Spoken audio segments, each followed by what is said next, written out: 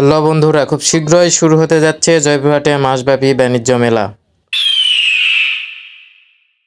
ভিডিওটি 2024 সালের বাণিজ্য মেলার।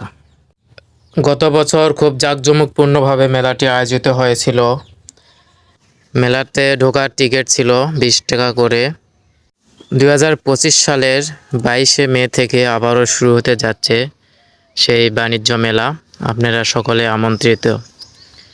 তো এই মেলায় বিভিন্ন প্রকার কসমেটিক্স জিনিসসহ অনেক প্রকারের জিনিসপত্র পাওয়া যায়। এটা হচ্ছে মেলার গেট, এবার আবারও সুন্দর করে সাজাচ্ছে। দেখেন মেলার ভিতরের অংশ, ভিতরে এটা হলো গেট। গেট থেকে আমরা ভিতরে টিকিট নিয়ে প্রবেশ করেছিলাম। ভিতরের মধ্যে গিয়ে দেখেন কসমেটিক্স, বেশিরভাগ কসমেটিক্সের দোকান, মেয়েদের জিনিসপত্র বেশিরভাগ। ছেলেদের জিনিসপত্র খুব কম আছে মেলায়, শুধু ছেলেদের চশমা, সানগ্লাস, ঘড়ি এগুলাই, এছাড়া কোনো জিনিসপত্র নেই। সকল কিছুই শুধু মেয়েদের জিনিস। দেখেন সব কিছুই মেয়েদের। আসলে আমার মনে হয় এই মেলাটা মেয়েদের কেন্দ্র করে গড়ে উঠেছে, কারণ এই মেলায় ছেলেদের কিছু নেই।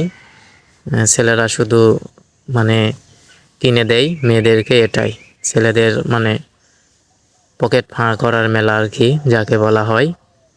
আসলে ছেলেদের জীবন এমনই, পরিবারের প্রতিটা সদস্যদের, তাদের প্রিয় মানুষদের খুশি রাখাটাই তাদের খুশি। সারাদিন পরিশ্রম করে যদি পরিবারের লোকগুলোই খুশি থাকে, এতেই ছেলেরা খুব খুশি থাকে। অন্যের খুশিতে যাকে খুশি, নিজেদের তেমন খুশি বলতে কিছু নেই। আসলে ছেলেদের জীবনটা এমন। এই যে দেখতে পাচ্ছেন মেলায় বিভিন্ন থালা, বাটি, চামচ, কাপড়ের দোকান, বিভিন্ন প্রকার ভ্যানিটি ব্যাগ, তারপরে শোপিস আইটেম, বিভিন্ন পুতুল, মাথা কাঁকড়া, খোপা।